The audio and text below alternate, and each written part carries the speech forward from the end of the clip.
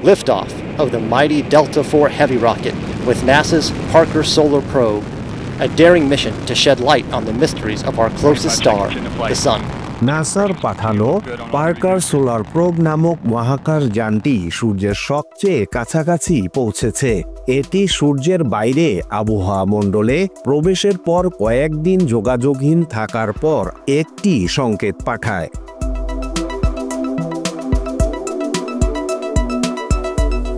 NASA জানায় Parker solar probe এখন নিরাপদে রয়েছে এবং সঠিকভাবে কাজ করছে। এটি পৃথিবী থেকে সূর্য পর্যন্ত 93 মিলিয়ন মাইল দূরে, সূর্য থেকে মাত্র 38 লাখ মাইল দূরে অবস্থান করছিল। নাসার বিজ্ঞানী নিকোলাস ফক্স বলেছেন, সূর্য এবং পৃথিবীকে 1 মিটার দূরত্বে রাখি, তবে পার্কার সোলার প্রোব হবে মাত্র 4 সেন্টিমিটার দূরে।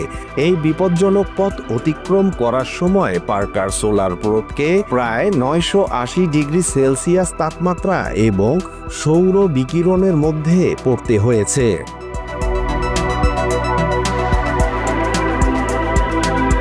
পার্কার সোলার প্রোব 2018 সালে সূর্যের উদ্দেশ্যে যাত্রা শুরু করেছিল এবং এটি 21 বার সূর্যকে প্রদক্ষিণ করেছে। এখন সূর্যের খুব কাছাকাছি যাওয়ার পর এই মহাকাশ যানটি সূর্যের কার্যপ্রণালী সম্পর্কে নতুন তথ্য সংগ্রহ করতে সক্ষম হবে, যার মধ্যে রয়েছে সূর্যের উষ্ণতার রহস্য উদ্ঘাটন করা। এই মিশনের লক্ষ্য ছিল সূর্যের কার্যকলাপ এবং সৌর বায়ুর গঠন এবং প্রভাব সম্পর্কে আরও বেশি জানা।